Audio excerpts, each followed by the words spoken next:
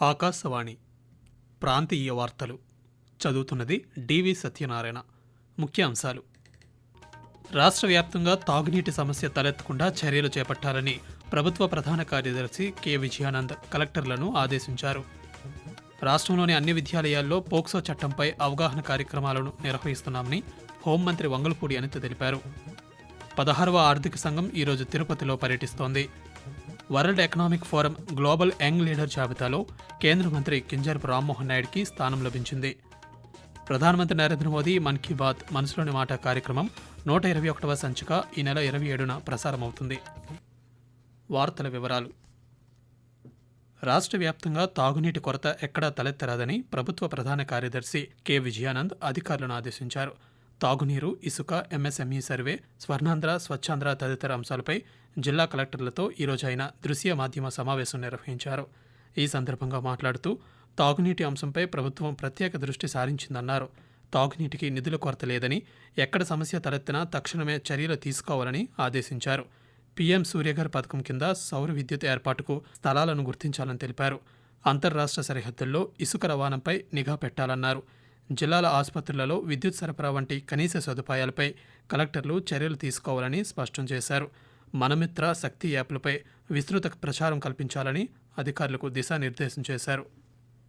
యువత క్షణికావేశంలో తమ బంగారు భవిష్యత్తును కోల్పోతున్నారని రాష్ట్ర హోంమంత్రి వంగలపూడి అనిత అన్నారు. ఈరోజు విశాఖలో మహిళా రక్షణకు కలిసికట్టుగా అనే కార్యక్రమాన్ని మంత్రి ప్రారంభించారు. అనంతరం ప్రసంగిస్తూ పోక్సో కేసుల్లో 60% మంది నిందితులు 18 సంవత్సరాల లోపు వారేనని తెలిపారు. రాష్ట్రంలో అన్ని విద్యాలయాల్లో పోక్సో చట్టంపై అవగాహన కార్యక్రమాలను నిర్వహిస్తున్నామని తెలిపారు. స్వీయ క్రమశిక్షణ ఒక సబ్జెక్టుగా పాఠ్యాంశాల్లో చేర్చుతామని మంత్రి వివరించారు. భవిష్యత్ కోసం యువత ఆలోచన చేయాలని, స్వీయ నియంత్రణ అందరూ అలవాటుగా చేసుకోవాలని వంగలపూడి అనిత సూచిస్తూ, పోక్సో యాక్ట్ వల్ల కానీ అంటే ఆడపిల్లల మీద అఘాయిత్యాలు చేయడం వల్ల, క్షణికావేశంలో ఆడపిల్లల జోలికి వెళ్ళడం వల్ల చాలా మంది విద్యార్థుల తాలూకా జీవితాలు పాడవుతున్నాయి. విద్యార్థులు తమ జీవితాలు జైలు పాలు చేసుకునే సందర్భం. అదే విధంగా వాటిని తట్టుకోలేక కొంతమంది తల్లిదండ్రులు కూడా సూసైడ్ చేసుకునే పరిస్థితులు కూడా మాక్సిమం అందరినీ చూస్తున్నాం. ఈ నేపథ్యంలో కంపల్సరీగా ఒక చట్టాల మీద అవగాహన అన్నది పిల్లలకి రావాలి, ముఖ్యంగా మగపిల్లలకి రావాలి. వాళ్ళకి కూడా వాళ్ళ భవిష్యత్తు మీద ఆశలు చిగురించాలి, వాళ్ళ భవిష్యత్తుకు ఒక భరోసా కల్పించాలనే ఉద్దేశంతో ఈరోజు ఈ కార్యక్రమాన్ని కూడా తీసుకోవడం జరిగింది. 16వ ఆర్థిక సంఘం ఈరోజు తిరుపతిలో పర్యటిస్తోంది. తిరుపతి జిల్లా తూకివాకంలోని municipal corporation integrated solid waste management plant పనితీరు బాగుందని 16వ ఆర్థిక సంఘం పేర్కొంది. చెత్త నుండి సంపద సృష్టించే కేంద్రాన్ని ఈరోజు ఆర్థిక సంఘం సభ్యులు రిత్విక్ పాండే, అనే జార్జ్ మాథ్యూ, కేకే మిశ్రా, అభయ్ మేనన్ తదితరులు పరిశీలించారు. Integrated solid waste management processing unit పనితీరుని నగరపాలక సంస్థ అధికారులు ఈ సందర్భంగా వారికి వివరించారు. తిరుపతి నగరంలో సేకరించిన తడి, పొడి చెత్తను నిర్వహణ చేస్తామని, ఇందులో వచ్చిన ప్లాస్టిక్ వ్యర్థాలను ప్రాసెసింగ్ చేసి సిమెంట్ ఫ్యాక్టరీలకు విక్రయిస్తున్నామని తెలిపారు. తడి చెత్త నిర్వహణ చేసి కంపోస్ట్ ఎరువుగా మార్చి రైతులకు, ఉద్యానవనాలకు విక్రయిస్తున్నామని, ఇక మార్కెట్ నుండి వెలువడే వ్యర్థాలు, హోటల్స్ నుంచి సేకరించిన వ్యర్థాలను నిర్వహణ చేసి వంట గ్యాస్ను ఉత్పత్తి చేసి విక్రయిస్తున్నామని తెలిపారు. World Economic Forum Global Young Leader జాబితాలో పౌర విమానయాన శాఖ మంత్రి కింజరపు రామ్మోహన్ నాయుడికి స్థానం లభించింది.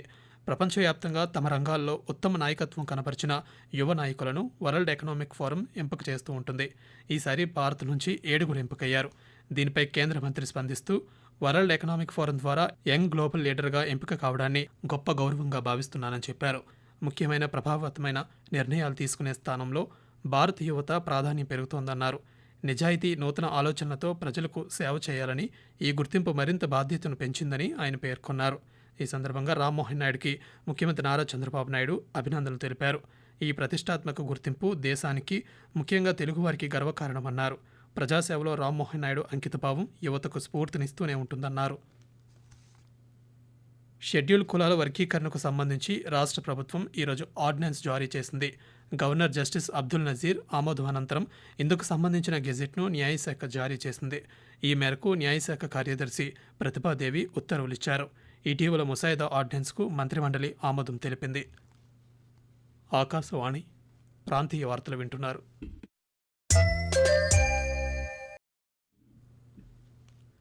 అగ్నిమాపక వారోత్సవాలలో భాగంగా ఈరోజు గుంటూరులోని ఓ ప్రైవేట్ పాఠశాలలో నిర్వహించిన అవగాహన కార్యక్రమంలో అగ్నిమాపక శాఖ డైరెక్టర్ జనరల్ మాదిరెడ్డి ప్రతాప్ పాల్గొన్నారు. పిల్లలకు గ్యాస్ ప్రమాదాలు నివారించడం, పాఠశాలల్లో అగ్ని ప్రమాదాలు జరిగినప్పుడు క్షేమంగా బయటపడటం వంటి అంశాలపై అగ్నిమాపక సిబ్బంది మాక్ డ్రిల్ ద్వారా అవగాహన కల్పించారు.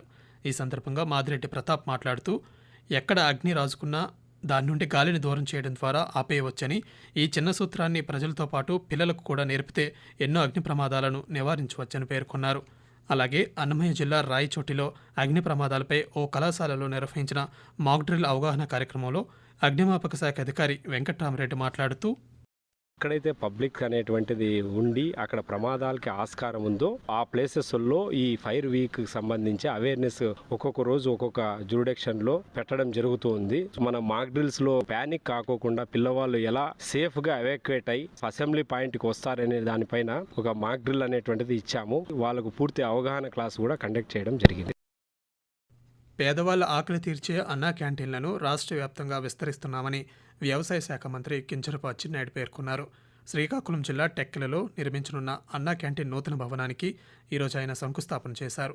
ఈ సందర్భంగా మంత్రి మాట్లాడుతూ, ఆకలితో ఉన్న ప్రతి పేదవానికి ఆహారం అందించాలనేది కూటమి ప్రభుత్వ ప్రధాన లక్ష్యమన్నారు.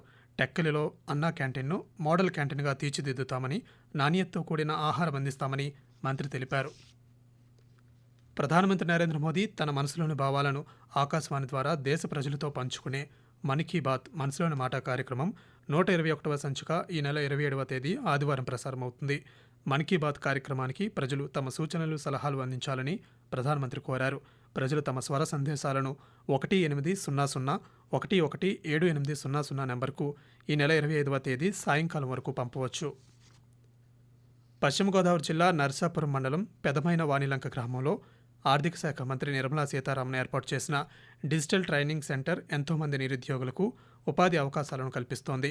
పీఎం విశ్వకర్మ యోజన పథకం ద్వారా ఇప్పటి వరకు 1600 మందికి శిక్షణ అందించారు. వలలు తయారు చేయడం, ఎలక్ట్రికల్ వైరింగ్, మోటార్ వైండింగ్ వంటి వాటిపై శిక్షణ ఇస్తున్నారు. అనేక మందికి ప్రముఖ సంస్థల్లో ఉపాధి అవకాశాలను కూడా కల్పిస్తున్నారు.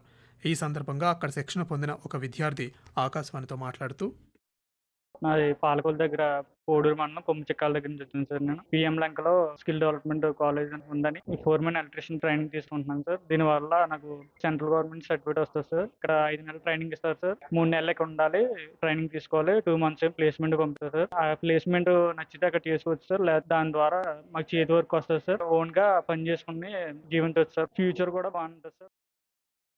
రాష్ట్రంలో ఆలయాల పవిత్రతను కాపాడేందుకు ప్రభుత్వం కట్టుబడి ఉందని దేవాదాయ శాఖ మంత్రి ఆనం రామనారాయణ రెడ్డి అన్నారు. ఈరోజు నెల్లూరులో నిర్వహించిన పాత్రికేయుల సమావేశంలో మంత్రి మాట్లాడుతూ, తిరుపతిలోని ఎస్వీ గోశాలను పలువురు ప్రజాప్రతినిధులు పరిశీలించారని, అక్కడ ఎలాంటి సమస్యలు లేవని స్పష్టం చేశారు. భారతరత్న సర్వేపల్లి రాధాకృష్ణన్ ఉపాధ్యాయ వృత్తికి వన్నె తెచ్చిన మహనీయుడని రాష్ట్ర వైద్య ఆరోగ్య శాఖ మంత్రి సత్యకుమార్ యాదవ్ పేర్కొన్నారు. సర్వేపల్లి రాధాకృష్ణ వర్ధంతి సందర్భంగా సామాజిక మాధ్యమం వేదికగా ఆయనకు మంత్రి అంజలి ఘటించారు. సర్వేపల్లి రాధాకృష్ణన్ విద్యారంగం అభివృద్ధికి కృషి చేసిన దార్శనికుడని మంత్రి పేర్కొన్నారు. భారతదేశ మొదటి ఉపరాష్ట్రపతిగాను, 2వ రాష్ట్రపతిగాను ఆయన దేశానికి ఎనలేని సేవలు చేశారని సత్యకుమార్ యాదవ్ పేర్కొన్నారు.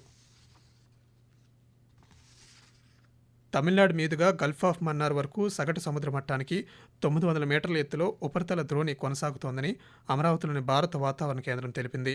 దీని ప్రభావంతో రాష్ట్రంలో రాబోయే 3 రోజులకు వాతావరణ సమాచారాన్ని వాతావరణ కేంద్ర అధికారి తెలియజేస్తూ, కోస్తాంధ్రప్రదేశ్, రాయలసీమలో తేలికపాటి నుండి ఒక మోస్తరు వర్షాలు లేదా ఉరుముతో కూడిన జల్లులు మనకు 1 లేదా 2 చోట్ల సంభవించే అవకాశం ఉంది.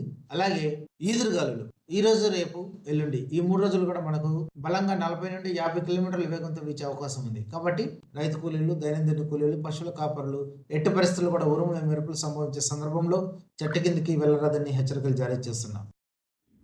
ప్రాంతీయ వార్తలు ముగించే ముందు ముఖ్యాంశాలు మరోసారి. రాష్ట్ర వ్యాప్తంగా తాగునీటి సమస్య తలెత్తకుండా చర్యలు చేపట్టాలని ప్రభుత్వ ప్రధాన కార్యదర్శి కె విజయానంద్ కలెక్టర్లను ఆదేశించారు. రాష్ట్రంలోని అన్ని విద్యాలయాల్లో పోక్సో చట్టంపై అవగాహన కార్యక్రమాలను నిర్వహిస్తున్నామని హోంమంత్రి వంగల్పూడి అనిత తెలిపారు. 16వ ఆర్థిక సంఘం ఈరోజు తిరుపతిలో పర్యటిస్తోంది. ఆకాశవాణి ప్రాంతీయ వార్తలు ఇంతటితో సమాప్తం. 8 గంటల 30 నిమిషాలకు జాతీయ వార్తలు వింటారు.